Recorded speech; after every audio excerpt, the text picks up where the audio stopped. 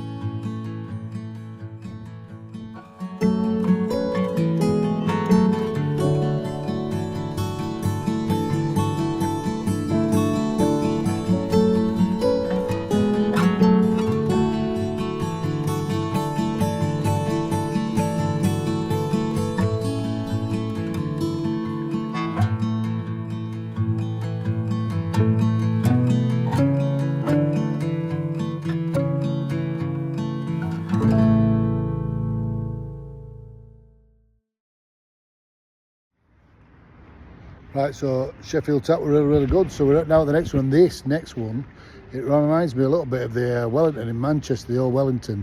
So this is the Old Queen's Head, and it's the oldest pub in Sheffield. It was built around 1475, and originally a banqueting hall or hunting lodge for the 6th Earl of Shrewsbury. And it was known as Hall of the Ponds or Hallett Ponds in 16th century, referring to the nearby ponds that have now disappeared. It's got a connection to Sheffield Castle because it also belonged to the Earl of Shrewsbury, and it's alleged that Mary Queen of Scots may have visited the pub and the surrounding ponds during her imprisonment in 1570 to 1584. In the 19th century, it became known. It was a house, and then it became the Old Queen's End and opened as up as a building in 1840. And then in 1862, it expanded into the former hall, which you can see here now, and it got its current name, the Old Queen's Head, probably named after Mary Queen of Scots. In 1993, it was refurbished by Tom Cobley Pub Company, and it has a Grade 2 listed status now, which is really good. But it's probably been, I think it's been modernised inside and what have you. But anyhow, yeah, a little bit of proper Tudor. Don't let it look mock Tudor. Looks like the real thing. So let's go and see if it looks still looks like that inside.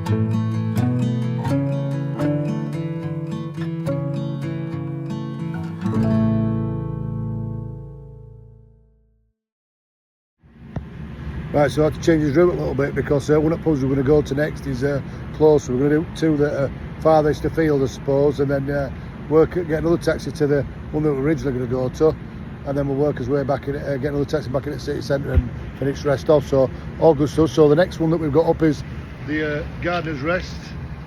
The Gardener's Rest dates back to 1898, and it was established in the Neepsend area, historically linked with gas, rail and steel industry.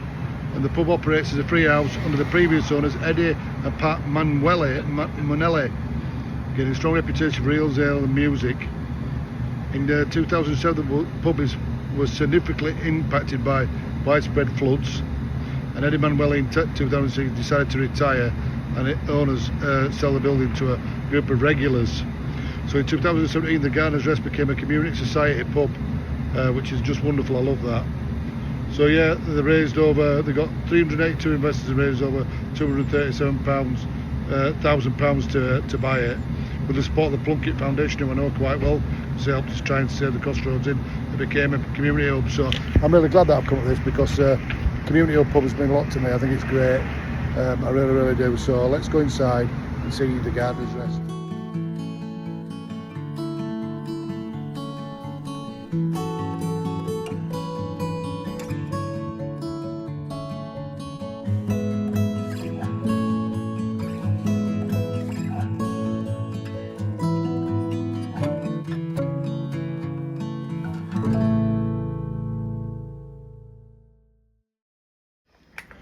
Right, so just to say we've got to Gardener's Rest. Got to say, community pub, absolutely incredible. Really am pleased when these places remain.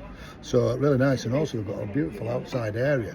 Anyhow, got a new introduction for you. You know, we're not going to believe this. Thomas has actually got a girlfriend. Yeah. Are you a girlfriend and boyfriend? Can we just establish that first? Yeah, sort of. Yeah. Anyhow, the friends that like each other. So, and this is the first ale trail for Charlie. So, hello Charlie and Tom, how are we doing? We're very well. Good, thanks. So, are you enjoying the ale trail so far? Is Sheffield delivering? It's delivering. Very much so. Very good. So, well, Tom's pacing himself with pints as always, so it should end well, should this? But no, so far tremendous. I just can't believe the weather. It's absolutely amazing. But cheers.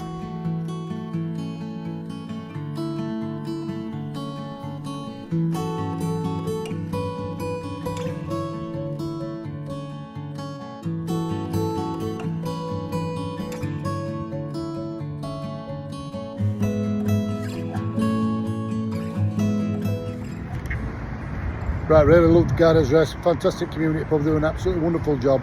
Really love the place. We're on to the next one now. We're on to the Wellington. And the Wellington is on Henry Street, and it was constructed, it was built in 1839 and served as a brewery tap for the H.A. Smith and Company Dom Brewery. Tenants acquired the brewery in 1916, and after 1962, Whitbread took over the pub. They had a refit in 1940, which included featuring some period features. Whitbread's owned it until 1993, and the pub became a free house under Neil and Sheila Clark. They changed its name to the original name of the Cask and Cutler and started the Port Mahon Brewery, but after they moved to France it changed back to the Wellington in 2005.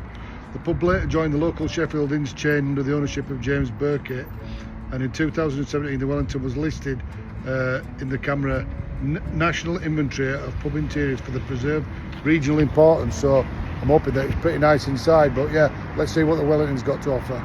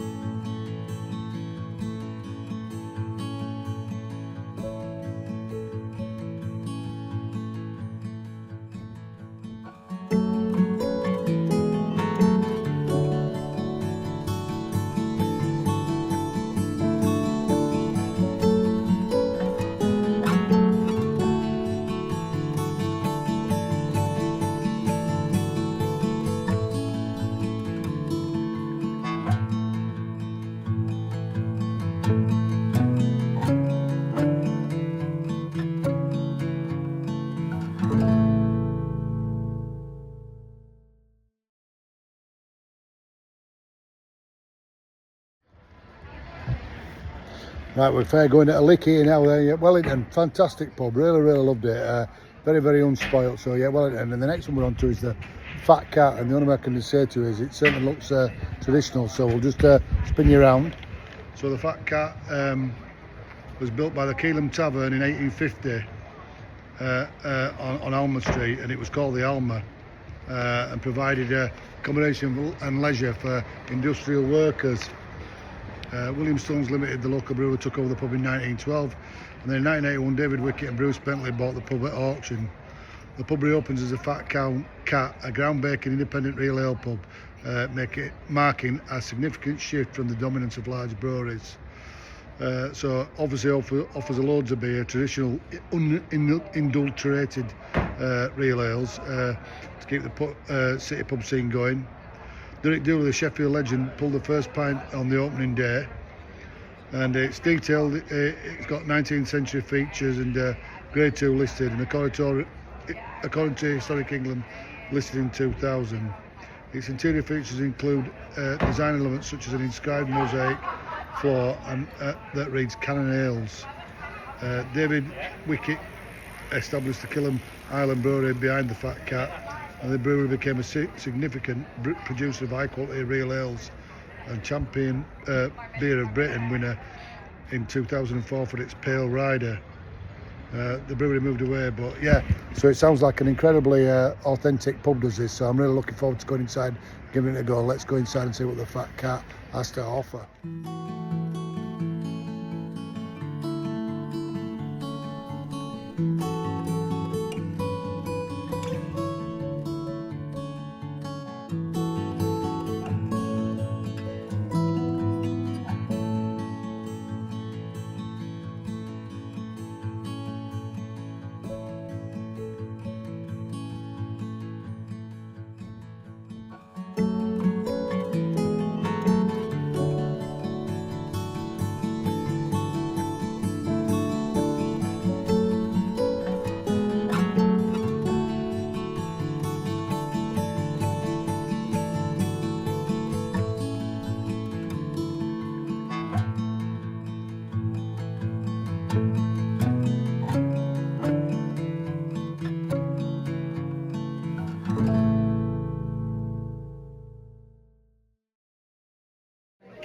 And then I see people Tell you what, Fat Cat Brewery or Fat Cat Pub, this beer garden's absolutely out of this world. It's absolutely packed out here. Brilliant stuff. Anyhow, we're going to keep his finest on a bit of landlord. So let's see how that goes down.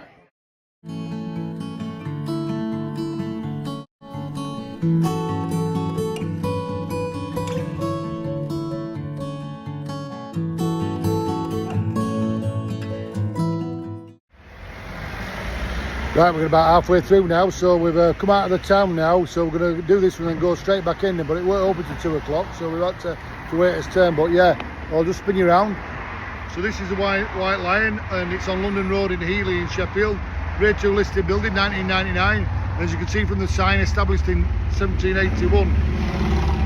So one of Sheffield's oldest pubs. It was the property of Duncan Gilmore Brewery before it being acquired by Joshua Tetley Limited. The White Lion has attained a lot of features from 1920s, but seen various changes, including a toilet reconfiguration in 1979.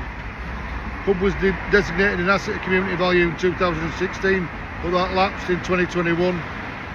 In late 2023, it was announced that it was closing, but it then reopened very quickly. So yeah, it's got quite a bit of fascinating history, and yeah, it's a real winner of a pub. So yeah, let's go inside. I love the green tiles, so let's go inside and see what it's like.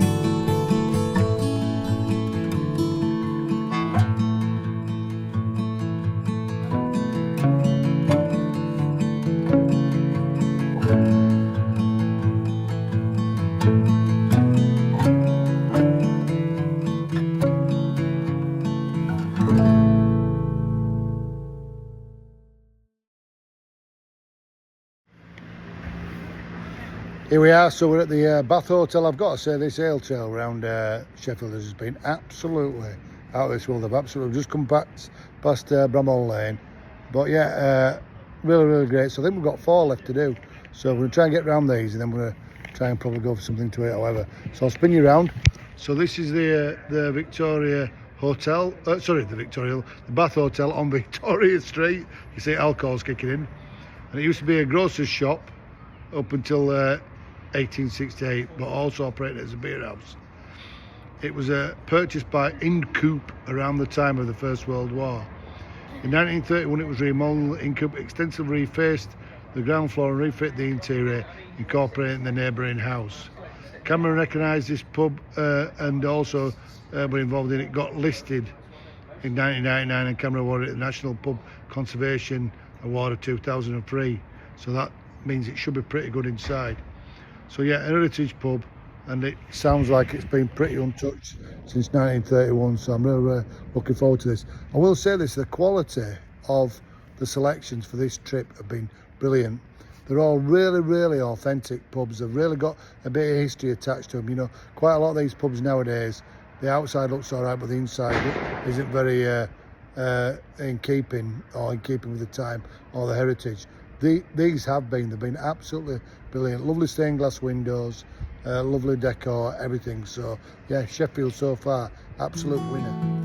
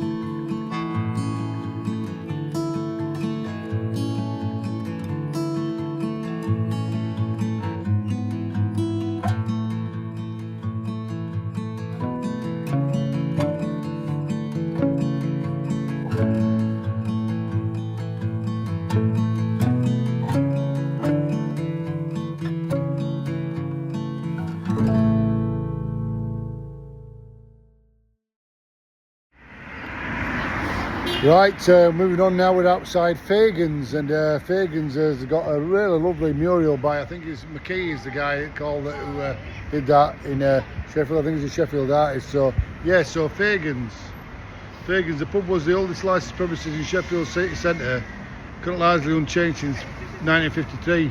So it's got 1950s plywood panelling.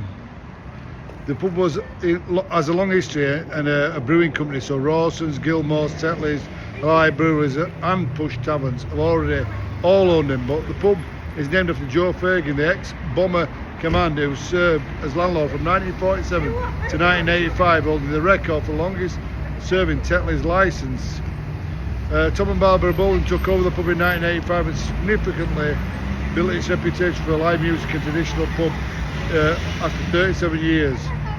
The new custodians in 1923 were a group of 9 Sheffielders who purchased the pub, including local hospitality experts and members of the band Arctic Monkeys, to prevent it from becoming a chain.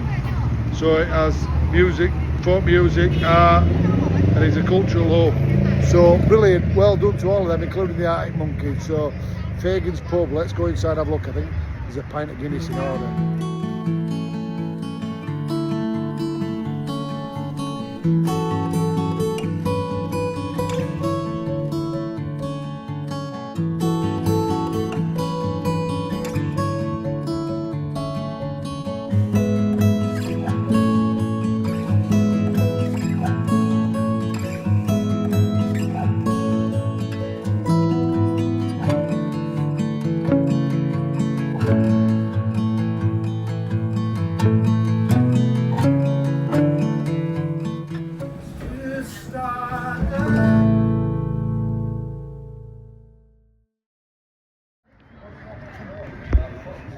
Right, we've got 2 pubs to go, so this is a penultimate pub.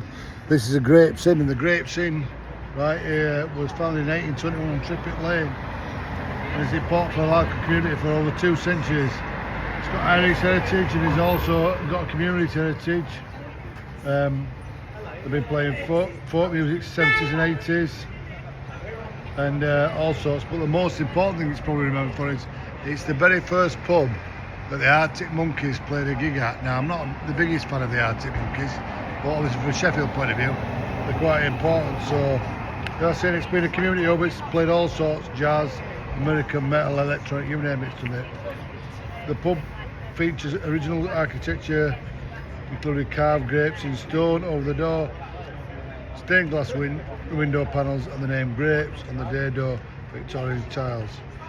Since 2001, the Grapes have been owned by Flynn family. So, obviously, a significant pub for Sheffield. So yeah, so the penultimate pub, so we've got one more after this, but yeah, the Grapes looks very, very nice. Let's go inside and have a look.